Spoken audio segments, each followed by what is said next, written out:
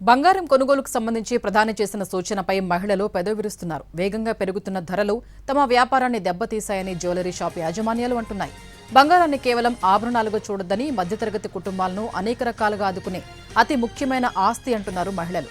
బంగారం కొనొద్దంటున్నారు, కానీ ఏడాది పాటు బంగారం ధర పెరగకుండా ఆపగలరా అని ప్రశ్నిస్తున్నారు మహిళలు.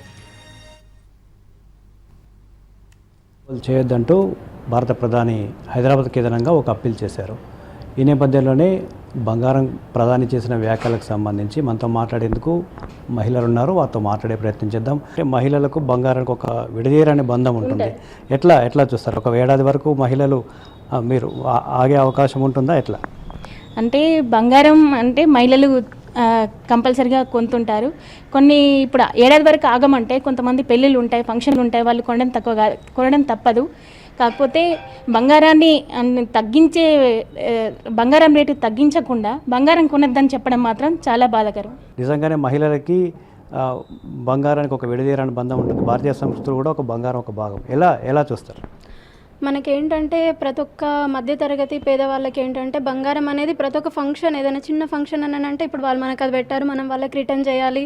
సో అట్లా అనేసి ఏదైనా సరే గోల్డ్తోని మహిళలకి విడదీయరాని అనుబంధం ఉంటుంది ఖచ్చితంగా.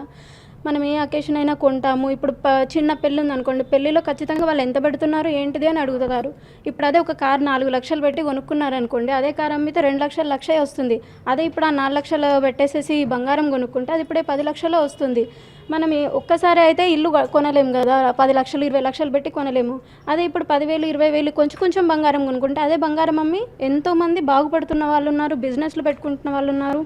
మధ్యతరగతి వాళ్ళకి అవసరాలకి, ఖర్చులకి, ఇంట్లోకి ఖర్చులకి అన్నీ వెళ్తున్నాయి. అవి ఇప్పుడు ఎమర్జెన్సీ ఎవరైనా హాస్పిటల్లోనే ఉన్నారు, అవే పెట్టి తెచ్చుకుంటున్నారు. ఇప్పుడు ఫైనాన్స్ తెచ్చుకుంటున్నారు. ఇప్పుడైతే మన మొహం చూసి అయితే ఎవరైతే మనకి డబ్బులు ఇవ్వరు. ఒక 10,000 కావాలి అని అంటే ఏం పెడుతున్నావు, ఏమి ఇస్తావు అని అడుగుతారు. కనీసం ఇప్పుడు 1,000 2,000 అవి ఎంతో కొంత మనం సేవింగ్స్ చేసుకుంటూ ఎంతో కొంత కొంచెం కొనుక్కుంటూనే ఉంటాయి కదా ఫర్దర్గా అయ్యేది. మనం ఇప్పుడు కొనొద్దు అనడం అయితే సరైనది కాదు. కొద్ది రోజుల నుంచి కూడా వేగంగా బంగారం కొనుగోలు జరుగుతూ ఉన్నాయి. ఎలా ఉంది కస్టమర్స్ నుంచి డిమాండ్ ఎలా ఉంది?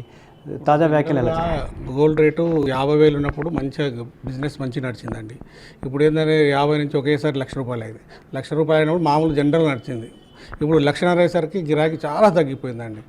మామూలు జనరల్ ఇప్పుడు ఎవరంటే పెళ్ళిళ్ళు అనుకుంటే కంపల్సరీ అనుకున్న వాళ్ళే కొంటారు బంగారం. జనరల్ పీపుల్, సామాన్య మానవులు అయితే కొనే పరిస్థితి అయితే లేదు. ప్రధాని ఏదైతే ఏడాది వరకు కొనొద్దు అని చెప్పాలని మహిళలు కూడా తప్పుపడుతున్నారు. బంగారం ధర పెరుగుతుందా తగ్గుతుందా లేదా ఒక క్లారిటీ ఇస్తే బాగుంటుందని కూడా మహిళలు విజ్ఞప్తి చేస్తున్న పరిస్థితి కనిపిస్తుంది. కెమెరామెన్ వాళ్ళతో విజయభాస్కర్, NTV, నల్గొండ జిల్లా.